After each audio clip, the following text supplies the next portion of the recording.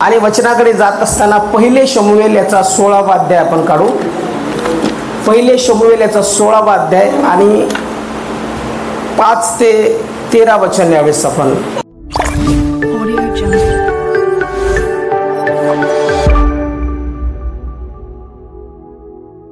असं म्हटलेलं आहे.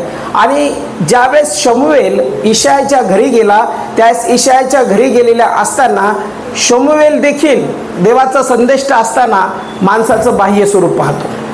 म्हणून तो वचन काय सांगतं 6व्या वचनामध्ये, ते आले तेव्हा त्याने अलियाबास निहाळून पाहून म्हटले, परमेश्वरासमोर आलेला हाच परमेश्वराचा अभिषिक्त होय. पण परमेश्वराने शमूएलास म्हटले, तू त्याच्या स्वरूपावर अथवा त्याच्या शरीराच्या उंच काठीवर जाऊ नको, कारण मी त्याला नापसंत केले आहे. मानवासारखे परमेश्वराचे पाहणे नसते. मानव बाहेरचे स्वरूप पाहतो, पण परमेश्वर हृदय पाहतो. आता राजा होण्यासाठी मी सांगतो, आजही राजा होण्यासाठी आपल्याला पाहिजे 6 फुटाचा व्यक्ती. 6 फूट व्यक्ती, त्याची बॉडी चांगली असली पाहिजे, तो दिसायला चांगला असला पाहिजे. आणि मग नंतर त्याची हाईट, त्याची बॉडी, त्याचं सगळं काही बघितल्यानंतर आपण म्हणू की हा व्यक्ती दिसतोय, मला हा राजा होऊ शकतो. शमूएल पण मानवी बुद्धीने पाहतो. त्यावेळेस मानवी बुद्धीने पाहत असताना ज्यावेळेस या ठिकाणी हा व्यक्ती आला किंवा अलियाब आला, त्यावेळेस अलियाबाला निहाळून पाहताना त्याने बघितलं की याची उंच काठी आहे, हा चांगला बॉडी बिल्डर आहे, दिसायला चांगला मनोहर आहे, सुंदर आहे, मग हा व्यक्ती राजा होऊ शकतो. आणि तो बाह्य स्वरूप त्याचं पाहतो आणि बाह्य स्वरूपावरून ठरवतो की हा व्यक्ती इस्रायलाचा भविष्यातला अभिषिक्त होय. हे झालं त्याचं शारीरिक पाहणं. मग आम्ही देखील ज्यावेळेस बघतो त्यावेळेस काय बघतो? शारीरिक बघतो. माणसाचं पाहणं बाह्य स्वरूप आहे, म्हणजे बाहेरचा दिसतो त्याच्यावरच आम्ही पसंत करतो. बरं, सगळ्यांचं जे बरं का ते. आता सगळ्यांनी ज्यांचे लग्न झाले त्यांनी बायको ज्यावेळेस बघितली त्यावेळेस कशी बघितली? पोरगी बघायला गेली त्यावेळेस पायापासून तर डोक्याच्या केसापर्यंत. काही नाहीचे केस छोटे, नाहीचे पाय सपाट आहेत असं पण बघतात, नख बोट छोटे छोटे असं बघतात. लग्न करायचं तर मुलाला मुलगी कशी पाहिजे? एकदम हिरोईन. आणि हिरोईनला मुलगा कसा पाहिजे? एकदम हिरो. मग त्याची पॅन्ट अशी इथपर्यंत वरती गेलेली. आता जी हिरो कशी अशी पॅन्ट अशी वरती पॅन्ट असते, इकडून पूर्ण टकलं केलेलं असतं, इथून इथून इथून सगळं टकलं एकदम चमकतं ते. वरती असा केस कोंबडा काढलेला आणि मग ते लाल केलेले केस अर्धे पिवळे केलेले, काळे केलेले. आणि मग मुलगी म्हणती, मम्मी मला लग्न करायचं, याच हिरोशी लग्न करायचं, हाच हिरो मला पाहिजे ना. हा हिरो जर नसला तर मी जीव देऊन टाकेन. मग तो हिरो गुटखा खातो, तंबाखू खातो, तो हिरो दारू पितो, तो हिरो फिरतो गाडीवर, फक्त ती वाकडी गाडी एकदम अशी. गाड्या पण काय घेतात मुलं ना. ती गाडी बघितली एक दिवस, एक मुलगा आईला घेऊन चालला होता, वयस्कर आई, त्याची गाडी ती वाकडी गाडी, तो असा आणि त्याची आई त्याच्यावर अशी. काय शोभतं का म्हणलंय गाडी? अरे गाडी सरळ घ्या, सरळ बसल्यावर सरळ वाटलं पाहिजे माणूस ना. तर माणूस खाली आणि त्याच्यावरती असं दिसतंय ते माणूस. ब्रेक मारलं का पडू द्या खाली. गाडीची पण चॉईस नाही आपल्याला कशी घ्यायची. तर आजच्या मुली देखील मुलं कसं पाहिजे? हिरो पाहिजे. आणि आजच्या हिरोला देखील कशी पाहिजे? हिरोईन पाहिजे. मग बाह्य स्वरूप, मग तिनं लिपस्टिक लावलेली असावी, मग तिनं काजळ लावलेलं असावं, थोडा फुग्गा असावा पाडलेला आणि व्यवस्थित दिसणारी असो. आणि मग म्हणतो हिरो की आता मला हीच हिरोईन पाहिजे. पण हिरोईनला काहीच येत नाही. हिरोईनला स्वयंपाक देखील करता येत नाही. हिरोईनला भाकर देखील बाजरीची नाही थापता येत आणि ज्वारीची नाही आणि गव्हाची बनवता येत नाही. हिरोईनला स्वयंपाकच येत नाही. आणि आई वडील जर म्हणले तर आई वडिलांना जर म्हणलं तर आई वडील नाही, आमच्या मुलीला आम्ही फार शिकवलेलं आहे आणि त्याच्यामुळे तिला काही येत नाही, तिला काही येत नाही. आणि मुलगी पण काय म्हणते, माझ्या आई वडिलांनी माझा फार लाड केलेला आहे आणि त्याच्यामुळे मला काहीच करता येत नाही, मला फक्त गिळता येतं आणि झोपता येतं. आजकालच्या काही मुली बघा, इथं मळ असतो सगळा मानेवर मळ. मी बघितलंय, जीन्स पॅन्ट टी शर्ट सगळा मानेवर मळ, म्हणजे याचा अर्थ घासत सुद्धा नाही असं. आणि अशी हिरोईन कोणाला आवडते? मुलाला. बाह्य स्वरूपात तुम्हाला मुलगी पाहिजे का? जिवंत उदाहरण, मुलगी पाहिजे. आपल्या मंडळी आपली म्हणजे आपण सगळे कुटुंब आहे. तुम्हाला मुलगी पाहिजे, तुम्ही ब्रदर तुपेच्या भावाच्या शेतात जा आणि तिथं अनुजा आणि ऋतुजा नावाच्या त्यांच्या भावाला 2 मुली आहेत. त्या मुली पहा. खरंच तुम्ही एकदा बघा, मी बघितलं होतं. इतकं काम करतात ना, त्या गाईला चारा टाकणं, सगळं काढणं, हे करणं, थकत बिलकुल नाही. आणि पाहिलं ना त्यांच्याकडं तुम्ही, लिपस्टिक नाही, पावडर नाही, काहीच नाही, पण दिसायला पण एकदम सुंदर. काळ्या सावळ्याच आहेत, पण नाक डोळे एकदम सुंदर. आणि इतक्या काम करतात ना. मी म्हणलं मुलगी पाहिजे तर अशी पाहिजे. नाही तर आपली शहरातली मुलगी कशी, थोडंसं काही इकडचं भांडं इकडं ठेवायला वेळ लागतो. एकदम गळमळ पांडी, एकदम लगे काय चहा ठेवायला सांगितलं तिथं चहा किचन मध्ये गेली, एकदा तिकडंच काय करते काय माहिती. आणि चहा इकडून तिकडून आणला त्याच्यात साखरच नाही, का फिक्का पानसट चहा. एक दिवस मी एका दुकानात गेलो आणि तिथं एक मुलगी, एक बाई होती म्हणजे लग्न झालेली. पण मला वाटलं ह्या काय पाहिलं असेल या माणसाने या बाईमध्ये, इतकी गळमळ पांडी, इतकी झिमिली. फोटो घ्यायचे होते मला. एक ड्रावर हळूच खोललं, हळूच हात घेतला, हळूच फोटो काढले, हळूच. इतकं स्लो असं चाललंय पाहणं असतं. मी म्हणलं एवढ्या फोटोत माझा फोटो या बाईला कधी सापडणार. मी आणा इकडं, असं असं असं असं असं केलं, हे माझा, हे घ्या पैसेच चाललो. इतकं स्लो. म्हणजे माणूस काय पाहतो, बाह्य स्वरूप, फक्त चेहरा दिसायला सुंदर, आणि मग म्हणतो माणूस की आता हीच बायको झाली पाहिजे. आणि हिरोईन देखील म्हणते हाच हिरो असला पाहिजे. पण जसं आम्ही पाहतो तसं तो नसतो, आणि मग आम्ही फसतो, आणि मग आयुष्यभर रडतो, आणि मग रडल्यानंतर पण काही फायदा होत नाही. आता तुम्हाला गळमळ पांडेपणा सहनच करावे लागणार आहे. जरा तरतरीत पाहिजे ना मुलगी, आणि मुलगा पण जरा चांगला पाहिजे, शिकलेला पाहिजे, व्यवस्थित पाहिजे, त्याला समज पाहिजे, त्याला फक्त हिरोपणा नाही पाहिजे. म्हणून आजकालच्या लोकांचं पण पाहणं जे आहे ते बाह्य स्वरूप आपण पाहतो, आणि बाह्य स्वरूपावरून आपण नकार देतो, डायरेक्ट म्हणतो नकोच म्हणतो. पण परमेश्वर देखील या ठिकाणी ज्यावेळेस सांगतो शमूएलला, त्यावेळेस शमूएल म्हणतो त्याच्या उंच काठीवर जाऊ नको, त्याच्या शरीर यष्टीवर जाऊ नको, त्याच्या बॉडीवरती जाऊ नको, तो किती उंच आहे, किती बलाढ्य आहे त्याच्यावरती जाऊ नको. कारण की मी जो पाहतो तो बाह्य स्वरूप पाहत नाही, मी अंतकरण पाहणारा परमेश्वर. तुम्ही काळे असा, सावळे असा, नकटे असा, चपटे असा, तुम्ही ठेंगणे असा, पण मी तुम्हाला सांगतो जो देव तुम्हाला निर्माण करणार आहे तो तुमच्यात भेद करत नाही. तो तुमच्यावर या लोकांपेक्षाही जास्त प्रेम करतो. इतकं प्रेम करतो की त्याने तुमची हाईट पाहून निवडलं नाही, त्याने तुमचं नाक पाहून निवडलं नाही, त्याने तुमचे केस पाहून निवडलं नाही, त्याने तुम्हाला जे निवडलेलं आहे तुमचं अंतकरण पाहून निवडलेलं आहे. हालेलुया. मग कोणाला नाव ठेवायचं नाही, नसन पसंत म्हणायचं, पसंत नाही, पण असंच आहे तसंच आहे असं म्हणायचं नाही, श्राप येतो. काही लोक खोटं बोलतात लग्न करण्यासाठी. दुसरा एखादं जमलेलं असलं त्याच्याबद्दल काहीतरी अफवा उडवतात किंवा काहीतरी बोलतात की असा असा तो आहे, किंवा हे व्यंग त्याच्यामध्ये आहे.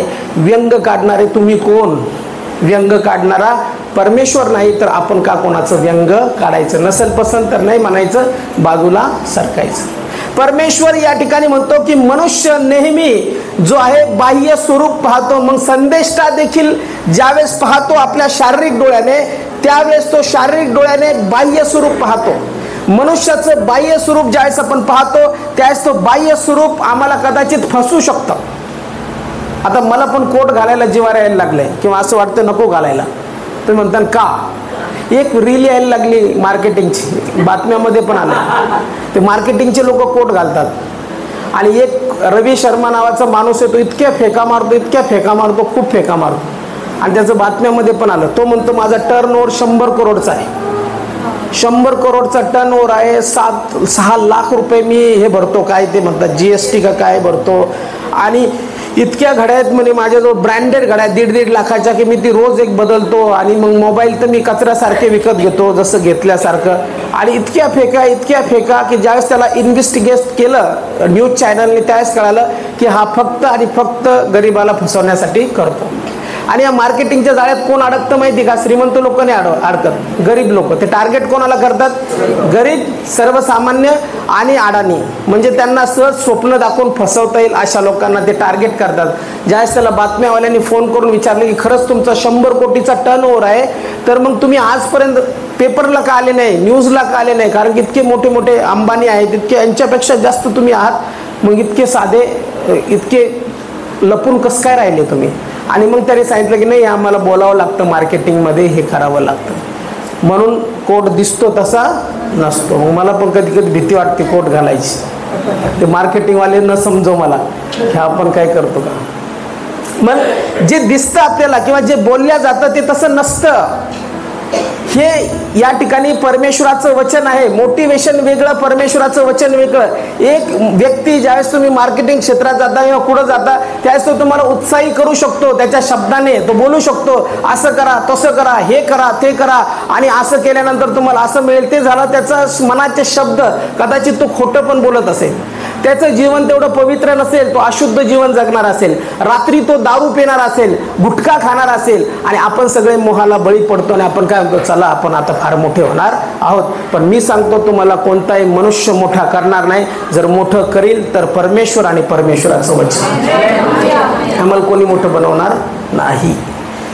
हे स्वप्न आहे, हे स्वप्न दाखवणं त्यांचं काम आहे आणि त्यांना त्या लेवलपर्यंत पोहोचायचं असतं, बाकी काहीच नाही. पण परमेश्वर काय म्हणतो, मनुष्य देखील बाहेरचं पाहतो आणि तेवढंच त्याला समजतं. म्हणून येशू ज्यावेळेस बोलतो त्यावेळेस काय बोलतो, येशू देखील नव्या करारामध्ये कितीतरी लोक तिथे होते, शास्त्री होते, परुषी होते, धर्मशास्त्राचे पंडित होते, ज्यांना प्रत्येक वचन माहिती होतं. पण प्रभू येशू त्यांच्याबद्दल काय म्हणतो, हे फक्त माझा ओठाने सन्मान करतात पण अंतकरणाने माझ्यापासून दूर आहे. वाचा ते वचन, मार्क वर्तमान याचं 7वा अध्याय आणि 6 वचन, 7वा अध्याय आणि 6 वचन, 7वा अध्याय आणि 6 वचन वाचा लवकर. त्याने त्यांना उत्तर दिले, तुम्हा ढोंग्यांविषयी यशाने चांगला संदेश देऊन ठेवला आहे. त्याचा लेख असा, हे लोक ओठांनी माझा सन्मान करतात, परंतु त्यांचे अंतःकरण माझ्यापासून दूर आहे. काही काही लोक बघा, तुम्ही अलंकारिक भाषेत प्रार्थना करतात, खूप मोठे मोठे शब्द प्रार्थनेमध्ये वापरतात आणि खूप साऱ्या शब्दांनी आपल्याला बाहेरच्याला वाटतं की हा किती प्रार्थनाशील आहे, किती शब्दसाठा आहे, किती मोठी प्रार्थना करतो, किती मोठी प्रार्थना, किती अलंकारिक प्रार्थना. ओठांनी केलेली प्रार्थना ही देवाला चालत नाही. तुमचं प्रार्थनेचं जीवन जे असतं ते तुमचं आणि देवाचा नातेसंबंध बिल्डअप करतं. म्हणून मी किती चांगली प्रार्थना करतो, किती चांगले शब्द मी प्रार्थनेत वापरतो आणि किती ओठांनी बोलतो, त्याकडे परमेश्वराचं लक्ष नसतं. लक्ष असतं आपल्या अंतःकरणातून निघणाऱ्या प्रार्थनेकडे. हालेलुया. अंतःकरणातून तुम्ही एक सिंपल जरी प्रेयर केली ना, साध्या शब्दात, तुटक्या मुटक्या शब्दात, कशाही शब्दात, ती प्रार्थना परमेश्वराला आवडते. हे वक्तृत्व नाही, वक्तृत्व नाही. वक्तृत्व जगामध्ये चालतं, भाषण जगामध्ये चालतं. इथं ज्ञान चालत नाही, इथं बुद्धी चालत नाही, इथं चालतं परमेश्वराचा आत्मा, परमेश्वराच्या आत्म्याचं. म्हणून प्रभू ज्यावेळेस त्यांना बघतो, शास्त्री आहेत, परुषी आहेत, धर्मपंडित आहेत, त्यांना वचनाचं पुष्कळ ज्ञान आहे, पण तो म्हणतो तुम्ही फक्त ओठाने सन्मान करता, इथून इतका. तुम्ही फक्त ओठाने बोलता पण तुमचं अंतःकरण देवाला समर्पित नाही. आणि ते अंतःकरण समर्पित नसल्या कारणाने तुम्ही जे आहात फक्त ओठाने आहात, अंतःकरणाला देवाला दिलंच नाही. म्हणून येशू पण अंतःकरण पाहतो की अंतःकरणातून हा व्यक्ती कसा आहे. मग आपलं अंतःकरण स्वच्छ पाहिजे, आपलं अंतःकरण प्रार्थनाशील पाहिजे. आपण पब्लिकली किती प्रार्थना करतो त्याच्यापेक्षा आपलं पर्सनल प्रेयर टाइम किती आहे, आपण वैयक्तिक किती वेळ देवाच्या सानिध्यात घालतो. कारण की तुम्हाला सांगतो, प्रार्थना जी आहे ती ओठाने केल्या जात नाही. प्रार्थना जी आहे सर्वप्रथम तर निघते, तर ती कुठून निघते, अंतःकरणातून. बघा काही काही जण प्रार्थनेत रडतात, आपण का रडायला लागले, त्यांच्या अंतःकरणाची कळवळ आहे, ती प्रार्थना आहे त्यांची. अहो काय म्हणतात, अरे मला रडू येत नाही, यांना कसं रडू येतं. त्यांनी ते अंतःकरणातून केलेली प्रार्थना आहे आणि ती प्रार्थना अंतःकरणातून असल्यामुळे त्यांचे अश्रू डोळ्यातून येतात आणि त्यांचा कळवळा डोळ्यातून येतो आणि मग त्या ठिकाणी ती जी प्रार्थना आहे ती कदाचित दुसऱ्यांना वाटेल की साधी आहे, ढोंग आहे, पण ती प्रार्थना त्या व्यक्तीला माहिती आहे आणि देवाला माहिती आहे कशी प्रार्थना त्यांची चालू आहे ती प्रार्थना. म्हणून परमेश्वर देखील ज्यावेळेस पाहतो त्यावेळेस अंतःकरण पाहतो, मनुष्यासारखं त्याचं पाहणं नसतं. म्हणजे आपल्या स्वभावाने नव्हे तर आपल्या हृदयात जो विश्वास आहे. शमूएल बोलत नाही, आता शमूएल बोलत नाही, आता देव बोलत आहे, हाच तो आहे, याला अभिषेक कर. आणि मग नंतर शमूएलाद्वारे दाविदाच्या मस्तकावरती अभिषेकाचं तेल ओतण्यात आलं. मग शमूएलाने तेलाचं शेंग हाती घेऊन त्याच्या भावामध्ये त्यास अभिषेक केला आणि त्या दिवसापासून पुढे परमेश्वराचा आत्मा, 13 वचन सांगतं, दाविदाच्या ठाई जोराने संचरू लागला. अभिषेक झाला त्याला, म्हणजे देवाने त्याला निवड केली, देवाने त्याचं अंतःकरण बघितलं आणि अंतःकरण बघून परमेश्वराने त्याला निवड केली आणि त्याला इस्रायलाचा राजा होण्यासाठी अभिषेक करण्यात आला. मग आज आम्ही ज्यावेळेस परमेश्वराच्या सानिध्यात असू, परमेश्वराच्या सामर्थ्याखाली असू, त्यावेळेस आमची देखील निवड बऱ्याचशा वेळेस चुकत असेल.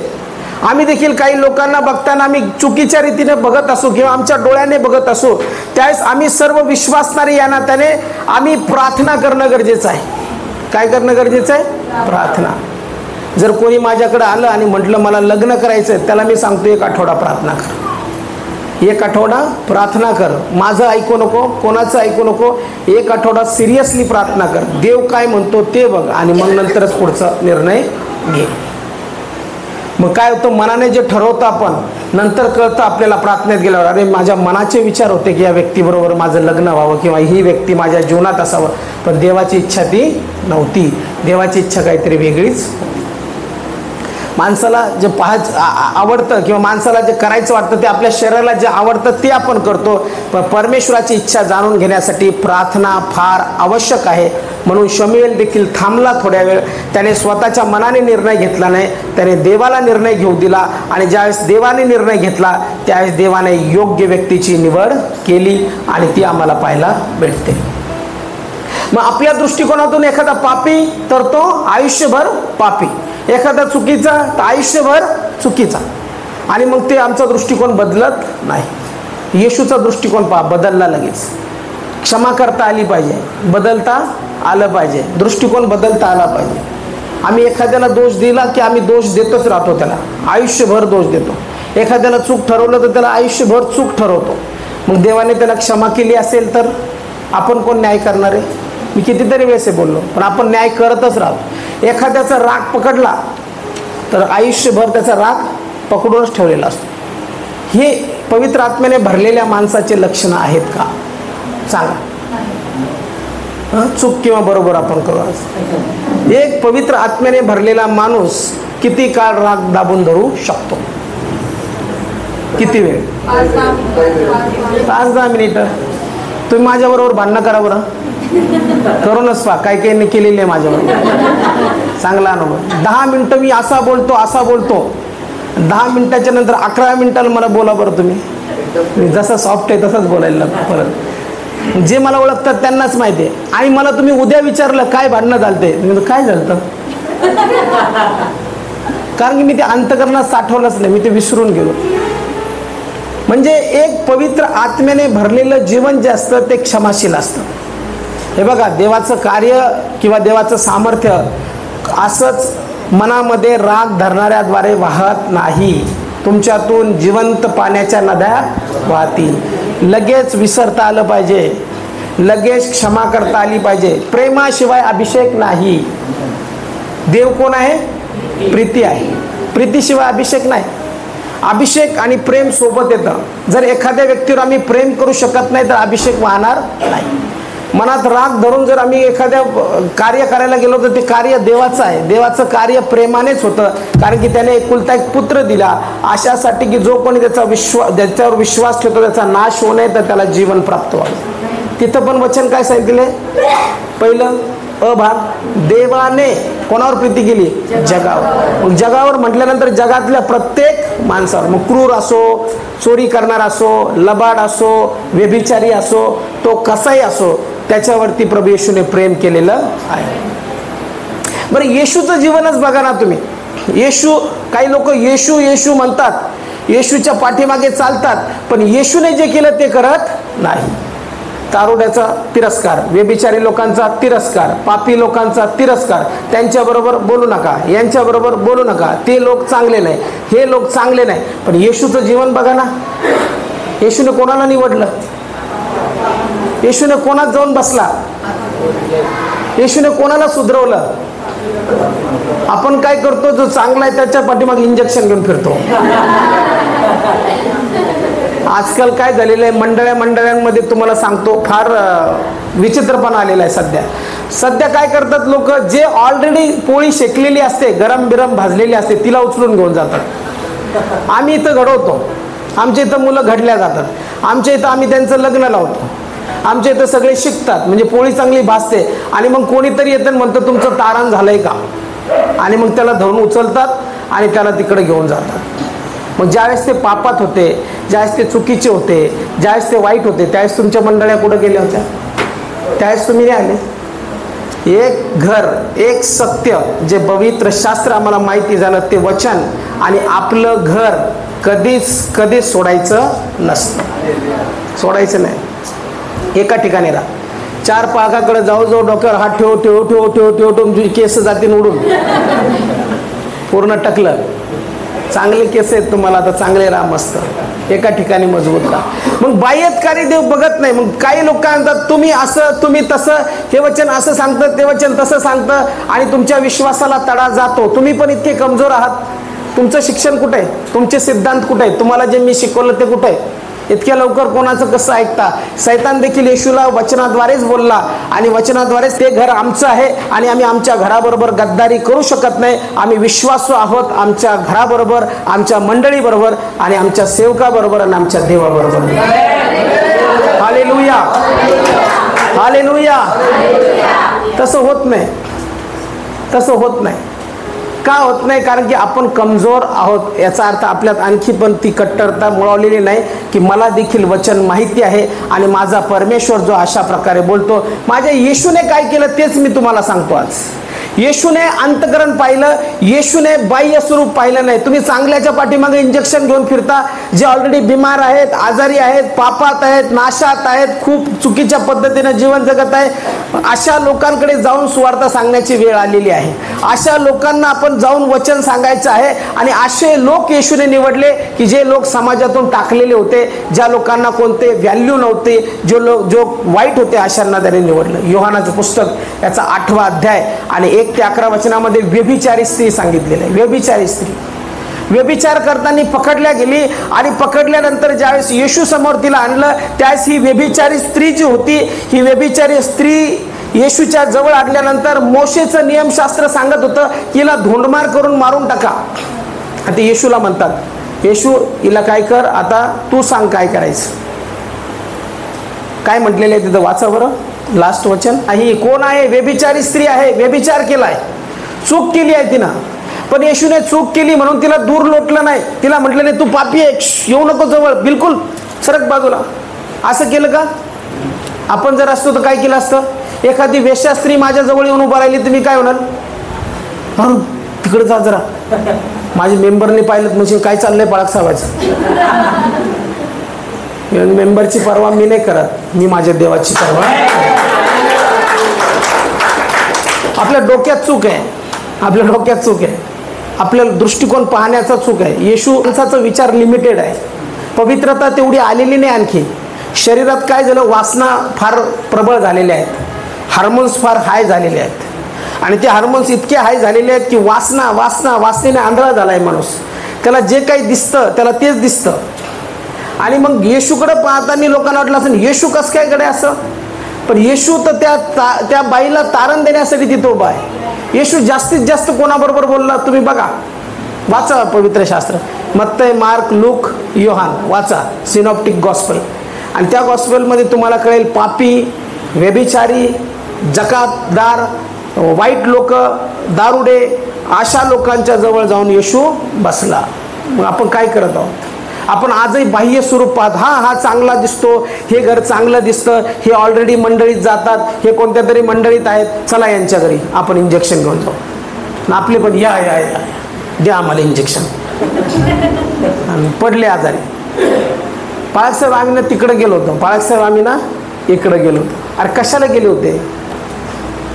तुम्हाला ऑलरेडी निरोगी असताना इंजेक्शन घ्यायची गरज पडलीच कशी? का पडली? कारण की तुम्हाला आजही माहित नाही येशूने काय केलं.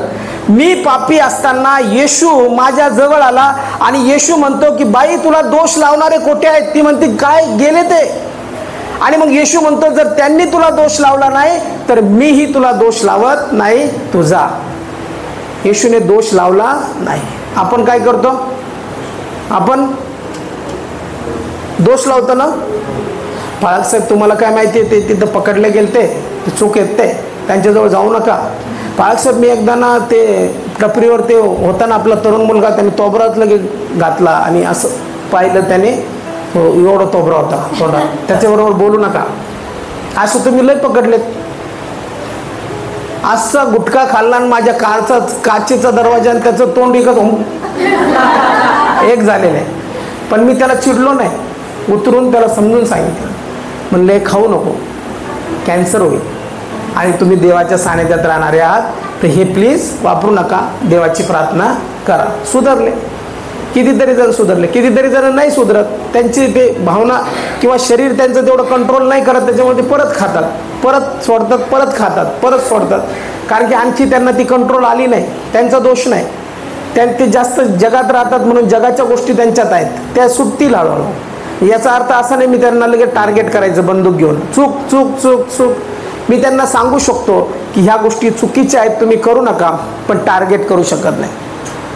येशू व्यभिचारी स्त्रीजवळ गेला आणि व्यभिचारी स्त्रीला म्हणतो की बाई जर त्यांनी दोष लावला नाही तर मीही तुला दोष लावत नाही. येशू अंतःकरण पाहिलं त्या बाईचं, की त्या बाईची इच्छा आहे आता बदलायची, आता पुन्हा तिला ते पाप करायचं नाही. हे अंतःकरण येशूने पाहिलं. येशूने ओळखलं की या बाईला पूर्णतः बदलायचं आहे. जर ही बाई अंतःकरणातून म्हणते मला बदलायचं आहे, तर बाई तुला ते दोष लावत नाही तर मीही तुला दोष लावत नाही. काय प्रेम आहे येशूचं. ज्या ज्यावेळेस वाचतो ना अश्रू येतात.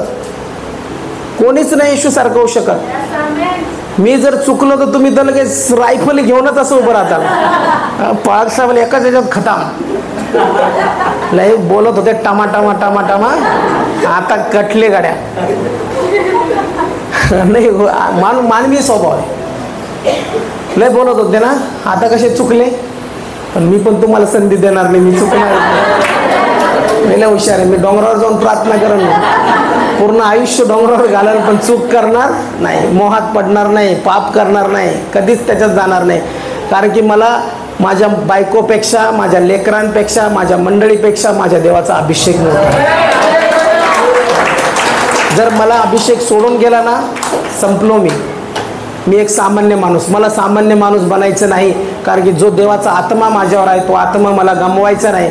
मला किती लोक बोलो, किती घालून पाडून बोलो, किती शिव्या दो, किती सोडून जाओ, किती दोष लावो, पण माझा परमेश्वर मला सोडून जाऊ नाही. मला अभिषेक सोडून जाऊ नये. मला सगळ्यात जास्त प्रिय जर काही असेल तर माझ्या देवाचा अभिषेक आहे, की जो अभिषेक त्याने माझ्यावर केलेला आहे तो अभिषेक माझ्यापासून दूर जाऊ नये. एक चूक जर मी केली तर मला देवाचा आत्मा सोडून जाईल. मग मी इथून बोलल पण अभिषेक राहणार नाही, पवित्र आत्मा माझ्याबरोबर राहणार नाही आणि मला माझ्या शरीराच्या वासनेत पडायचं नाही. मी करार केलेला आहे मला बायको, मी चूक करणार नाही. पवित्र आत्मा या ठिकाणी स्पष्ट सांगतो, किंवा देवाचा आत्मा देखील सांगतो की देह वासना आणि शरीर परस्पर विरोधी आहे. हे टक्कर होतच राहील.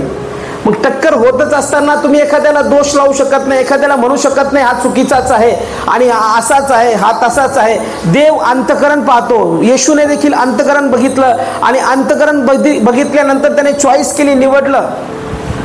देवाने असे शिष्य निवडले का की हा फार शिकलेला आहे, हा फार टॅलेंटेड आहे. हा पेत्र PhD झालेला आहे, पेत्र ग्रॅज्युएट आहे आणि ग्रॅज्युएट असल्यामुळे पेत्राला मला निवडायचं आहे.